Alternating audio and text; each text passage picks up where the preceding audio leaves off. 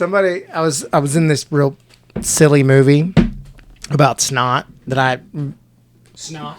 Yeah, and I told the guy directing. Out of your nose snot? Yeah. Oh, okay. I told the guy directing, I go, I'll be honest with you, man. I don't get this movie at all. But I go, you know what? I also realize I'm a 45-year-old man and you're a 27-year-old writing your thing, so. Let's do it. I was like, if you're paying, I'm dancing. I'm the trained monkey. All right. Let's see here. I think we're good. Let's do it. We're good. You happy, Rocky? Yeah? Okay. All right. I got good levels out here. You got them on there? Okay. Yup. Yeah. Do that again. Yup. Okay. 1, 2, 3. I might be a little hot, Rocky. Test 1, 2, 1, 2. All of a sudden I've dropped. Okay, never mind. All right. Uh-oh, hold on. I think you can get all these names. By the way, it's Margot Qualley. Margot Qualley. Okay, there you go. All right. Hello and welcome to another episode of Streaming Without a Paddle. I'm Andrew. And I'm Ted. This week, Ted and I, we took on the much anticipated sequel to Happy Gilmore 2, 1 hour, 54 minutes. Available on Netflix. Ted said I could probably get all these names right, but I tell you what, I think we should just bookmark it or something. I don't know. You can go on Google and look at it. I mean, because it was a cast. It was a cast and a half. It's so there's so many cameos in this thing. It's unreal. All right, here's your principles. I would just stop after the first 8 people. Here are the principles in this thing. Adam Sandler, of course. Julie Bowen, of course.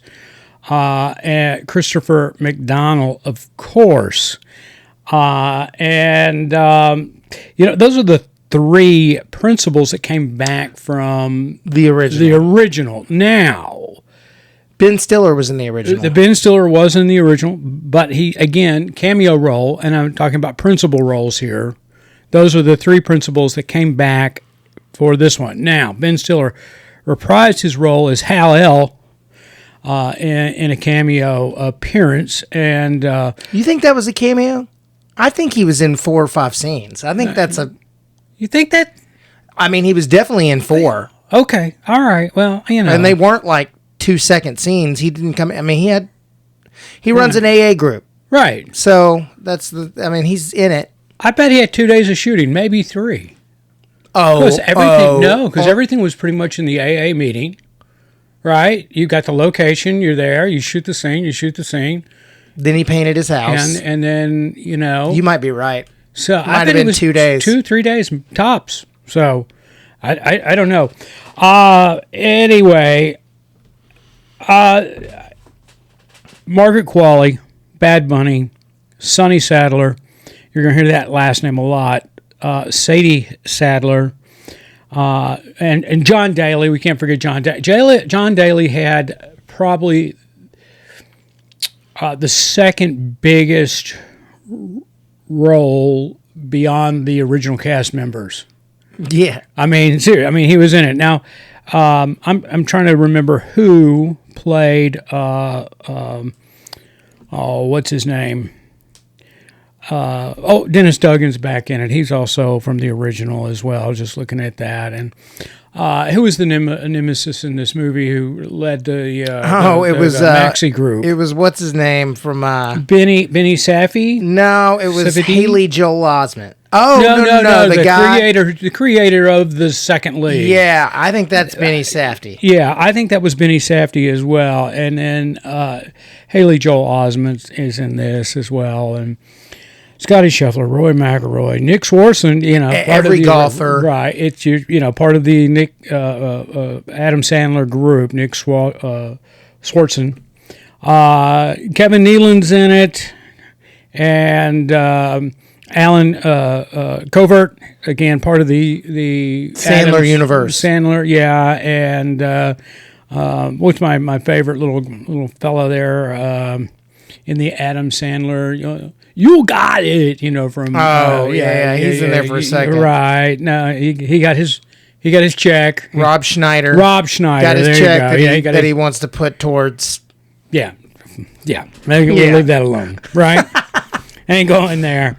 And Ted, why don't you give our listeners an in-depth synopsis of what Happy Gilmore 2 is? I'd love to. All about. It is years later, and Happy Gilmore went on to win 5 jackets and was one of the greatest golfers of all time, up there with all the greats. And then at a golf tournament, he hit his famous long ball as his wife was cheering him on, and he hit her and killed her accidentally. And from that point on, he did not want to play golf anymore, and it had been, I guess, about 10 or 13 years. And they had 5 kids together, 4 boys and 1 girl, and he is now drinking all the time. He is working as a produce clerk at a grocery store. He is just a down-in-his-luck guy, and his dog, John Daly, lives with him in the garage. They're friends, and the daughter is a very good ballerina, and she gets into this amazing dance school in Paris that costs $330,000. Actually, 300. Is it just 300? Well, that's actually a scene in the movie where Daly says, "Where are you going to come up with $333,000? You got to go back." And then Adam, in his brilliant mind, it's only 300,000. Yeah. So I'm doing that to you. Yes. So he decides that he's got to go back and play golf. He doesn't want to.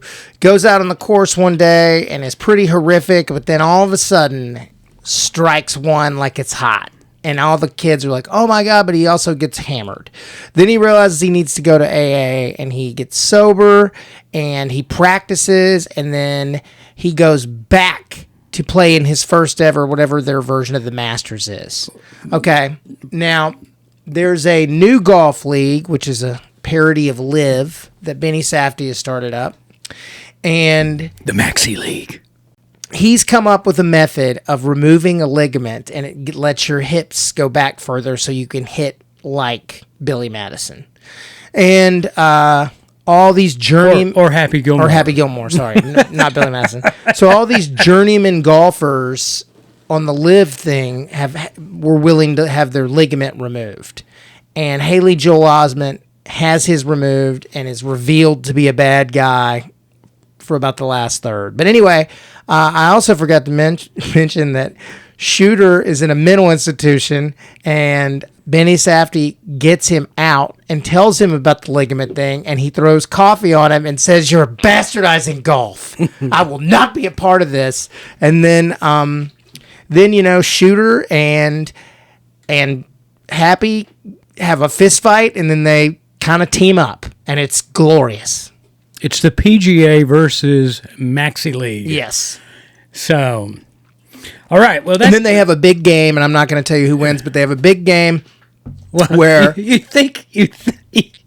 Yeah, okay. You think so anyway, that would be a spoiler? So this kid, Haley Joel Osment, who's had this operation, wins the Masters by 1 stroke over Adam Sandler in his comeback, and then he immediately quits the league and joins Live, and there's the best 5 golfers on the PGA versus the best 5 in the Maxi League. I think Adam Sandler in production would say, like it was that television series, a crime show, I forget what the name of it, but any resemblance to is any factual information is Law and Order. Law and Order, yeah, pure coincidence. Yeah, I mean, right. So that's it. We've thrown out the Live thing, but I'm sure they had no idea of comparing it to Live. There's right down to the point where they said it's okay to wear shorts. Yeah, and it's not okay to wear shorts. Also, like, there's no resemblance. There's no Live golfers in this movie. Only PGA golfers.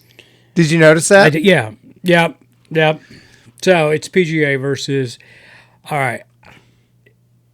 Let's just start with the acting in here. If you can start with the acting, I'm thinking craft service actually had a keg. They seemed like they were having a great time. I really got a funny feeling that there was a kegger on wheels rolling around the set. There might have been. Hey, there's definitely like you do your at the half day mark, and then they're like, "Does anybody want a beer with lunch?" Yeah. It's definitely that happening. Yeah. What I don't see, I don't know. Kind of thing. Which reminds me, when we were shooting I'm not going to say the name of the show because I don't want anything to come back. But we were shooting in Europe, and we had a European crew, and showed up to set on location, and one of the EPs, I was just a mere producer on this, field producer, but the EP was there and discovered that our European crew on their grip and lighting truck, actually had lots of wine. I bet they did. But it's an American production in Europe, and it was a real sticking point at first. There was tension. You could cut it with a knife. It was okay. It's basically day one here on this location, and how's this going to go? It could be the last day too. It went okay though. It went okay. It turned into, I think, one of those what I don't see, I don't know. Don't tell situations. Referring to this. Yes, when I was in Russia, I found it interesting. They'd be like, "Would you like to come have some drinks?" And then we went in a basement and had vodka and a loaf of bread and a block of cheese. And I was like, "What's going on?" And they just would take a shot of vodka and eat some cheese. And I was like, "This is in a basement at like 5 o'clock in the. I was like, this is crazy. Right. It's weird." That is weird. I don't know, when you started saying that, describing that scenario, all I could think was the movie Hostel. Yeah. I'm surprised you've seen that movie. So I've seen them all. Are you kidding? I've stayed in hostels. I'm like, I know. I've stayed in hostels too. And when I first watched Hostel, I was like, oh, thank God that didn't happen. Yeah. And too bad that other stuff doesn't happen. Yeah, exactly.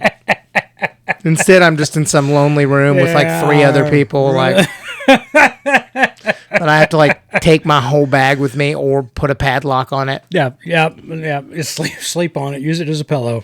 It's interesting to talk about acting in this movie.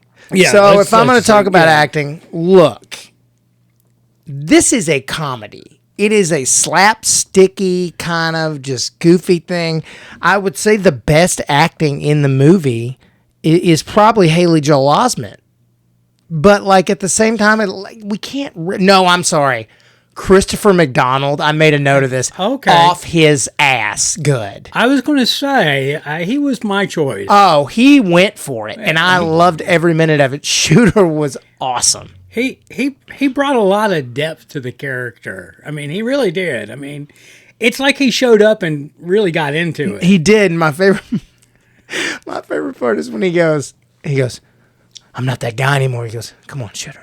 You're still Shooter. You can hit that shot." And he's like, "I hadn't played golf in 15 years, 20 years, whatever." And then he of course, just perfect chip, and it goes in, and he goes, "Shooter." I loved it. It was great. I watched this movie 3 times. I didn't. I didn't. 3 times. I liked it so much.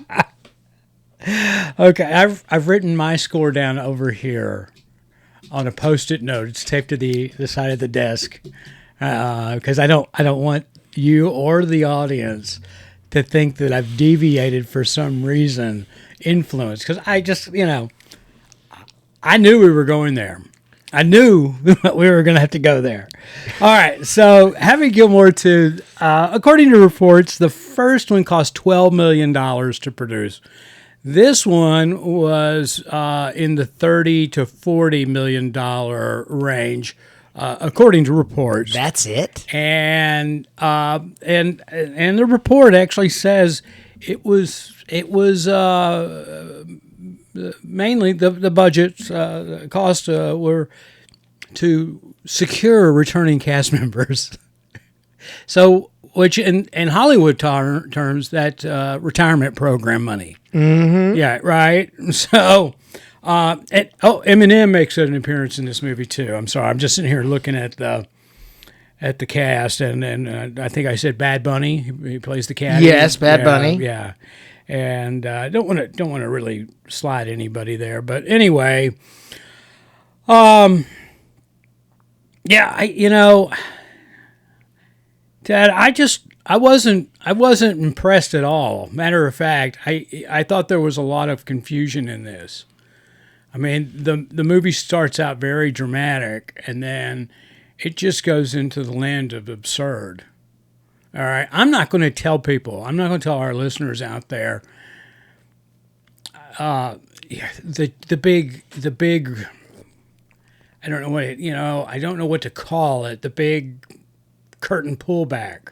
But I will say this. Watch, if you haven't already, watch Caddyshack 2. Don't you even put them in the same sentence. I'm putting them in the Caddyshack 2 is a wretched movie. I'm drawing parallel lines. I understand what you're saying, but you can't say Jonathan Silverman's name next to. I mean, it is. I can. I mean, because if you draw a parallel, you can find the very same characters mimicking the characters in this movie, mimicking the same characters that they had in Caddyshack 2. I'm just saying it. I'm going to put it out there because that's exactly what I believe. I didn't think enough. That's in the world of sports movies. Caddyshack 2 is the standard that you never want to even touch, much near come near. Caddyshack 2 is 1990, maybe 89? 88. 88. Yeah. It is everything that the 80s is. There's They brought it back in this movie. So much cocaine going on in Caddyshack 2. You can just smell it. But they build a water park on a golf course. That doesn't make any sense. Do you remember that? I do, but here's what I'm trying to understand is you say that,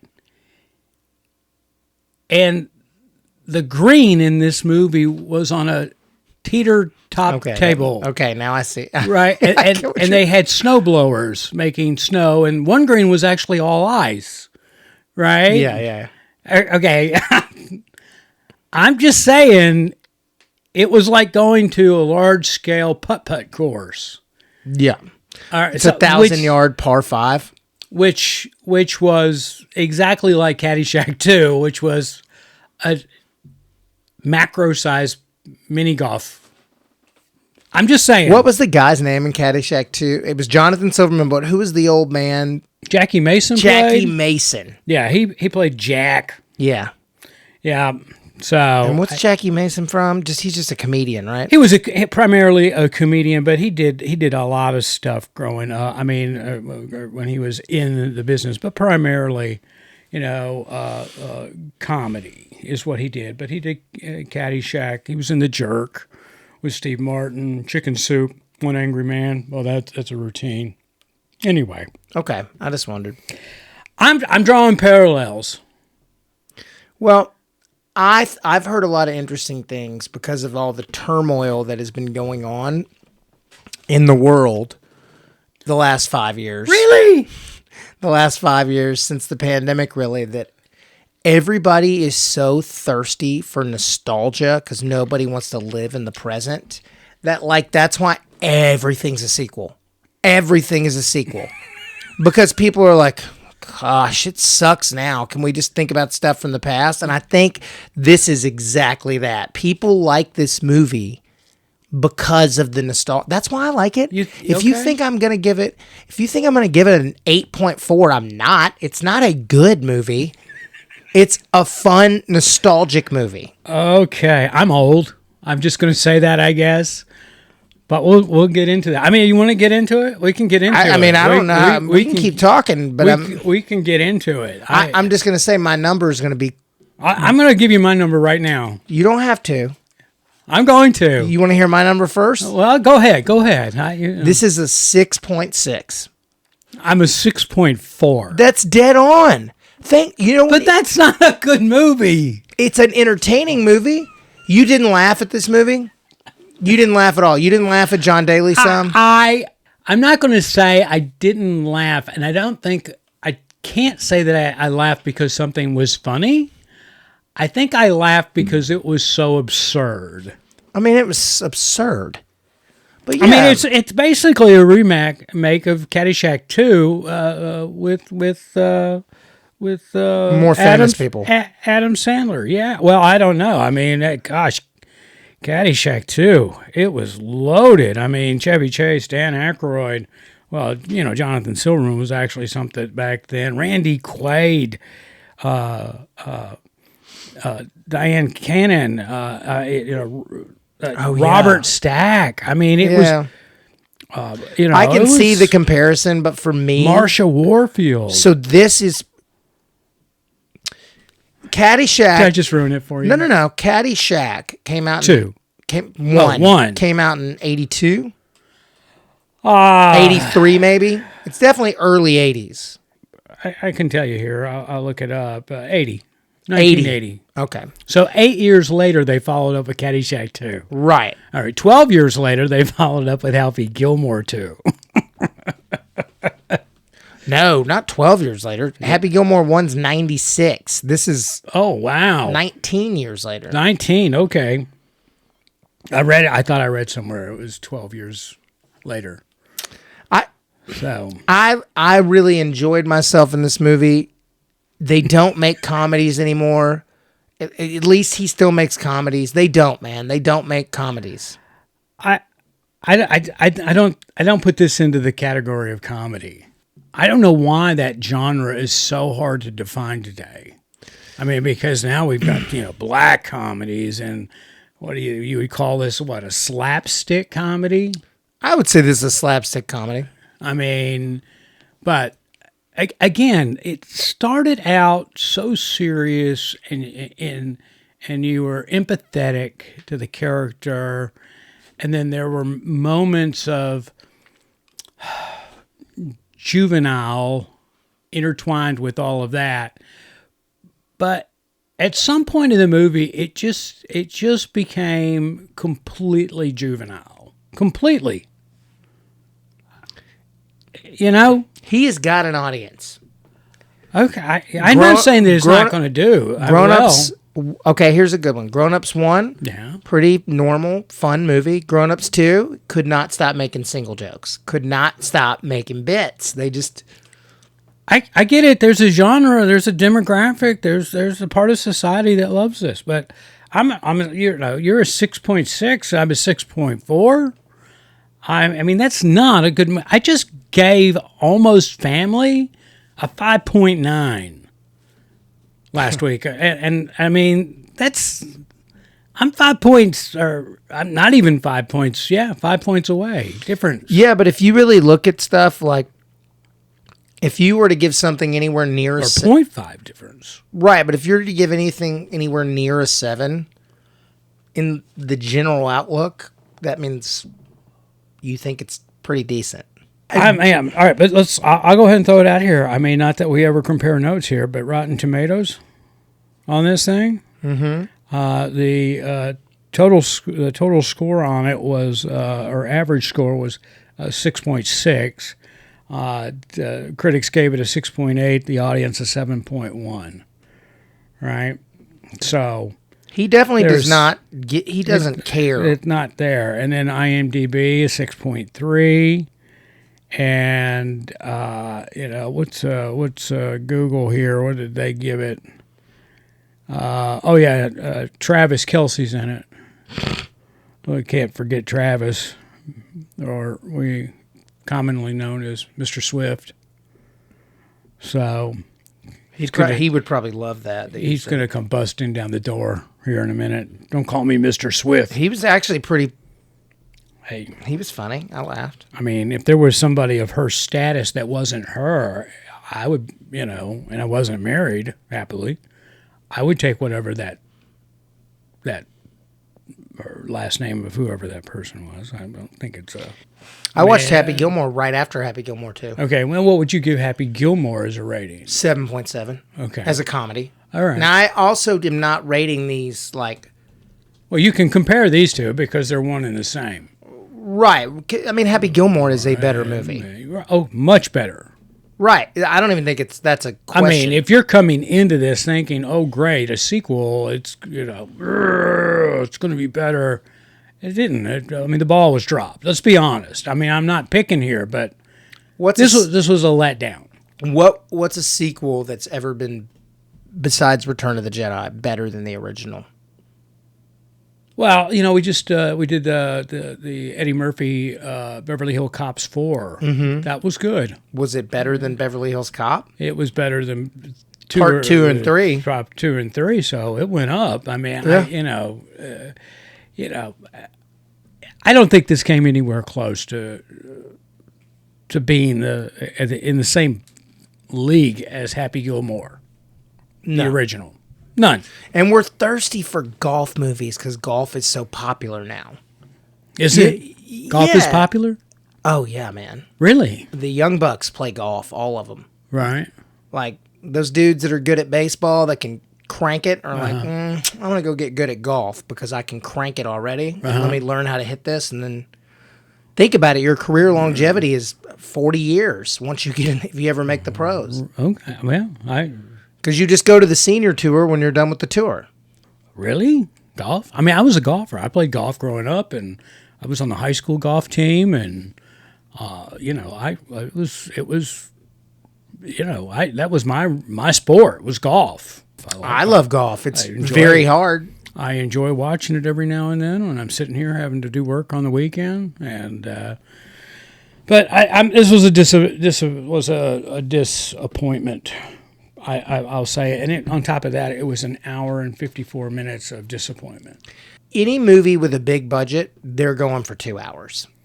And it's a weird thing, but like the indie movies are now like 75 minutes or 85 because they don't have the money. Right. They're basically operating on like a $200,000 budget to do these movies with, Well, with a third of the movie left to go, they turned to the gag, if you want to call it that, of the challenge match between the PGA and Maxi. You know what? This movie has the potential of. We're talking about it. This movie has the potential of doing to golf what Talladega Nights did to NASCAR. It killed it. I mean, because it made such ridicule of the sport. Now, it would have been one thing if the Maxi players went over and had a semi-real challenge tournament, playing normal golf instead of the PGA guys having to go over and play Maxi golf. Which was like, again, it's just the oversized putt-putt course, right? Windmills and that kind of crap. Yep. And I think it would have been a much better movie had they done that.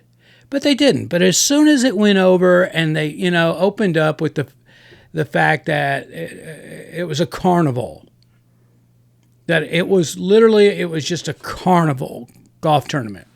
The first hole, 1,000-yard par 5, all trees except for the green.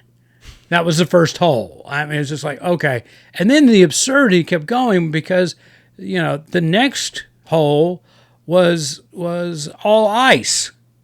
I was just like, okay, here we go. And it was. It just turned into Caddyshack 2 at that point, and it completely lost me. And I thought to myself at that point, one, what I just said was, I think Happy Gilmore 2 has the potential of doing to PGA golf what Talladega Nights did to NASCAR. Mm-hmm. And that about all but killed it because it poked so much fun at it. It wasn't funny. I mean, had they, though, had the maxi players come over and play real golf. And if they weren't as goofy looking and they're like superhero outfits. Yeah, that's right. It's right out of The Boys. Yeah, I mean, they had those names too. I mean, that if they would have played that a little more real. That's my point. I mean, it just got so absurd. It was stupid. It was. And I've if I was the PGA, I would be really concerned that I licensed my name to be a part of this movie, because I think the backlash on PGA, I think it could be real. I think it could lose audience members to the real sport because they parodied it so bad. That's just me. This movie, though, and I will be on the record, this is potentially the Talladega Nights of NASCAR. That's it. That's all I'm going to say. I don't think that is going to have anything to do. I think the young people that are watching this are enjoying it. I can assure you that NASCAR didn't think the Talladega Nights would the Ballad of Ricky Bobby would have that kind of effect on NASCAR. Matter of fact, they were thinking just the opposite, I'm sure. This is gonna blow us up, man. We've got Will Ferrell out here promoting NASCAR. Yeah, boom. 6.4 right here written down, because I thought, and he was leading to it, that he was going to have some astronomical number. I just in enjoyed the sevens, and you know what Dave Portnoy would say if this was pizza? Don't watch it. Don't eat it. Don't eat it. Go get you a DiGiorno. Ooh, a DiGiorno. Get you a DiGiorno. All right. Oh, hey, before we go, I got to send a shout out to Zoom and this is not a paid promotion, but for our listeners out there, we record the entire show audio-wise on Zoom products. We've got a couple of P4 PodTrack P4s that we record off. Our microphones are all of that. Well, after last week's show, the studio cat got a hold of the foam on the microphones, and after I cleaned up the mess, I went online, and I could not find anywhere to replace the foam wind mic covers on our microphones. So I shot Zoom off an email, hey, where can I buy these replacements for the microphones? They replied back, what's your address? We'll send you some. And they did. They not only send us new ones, but they sent it in 2-day air, which was amazing. Shout out. Good job, Zoom. Thank you, Zoom, for doing that. I appreciate it, because had you not, it might sound like this. Okay. It's a little ting. Yeah. There we go. So, thanks, Zoom. Ted, good week. Yeah. Good show. Good show. Good Rock show. and roll. Everybody, till next week, I'm Andrew. And I'm Ted.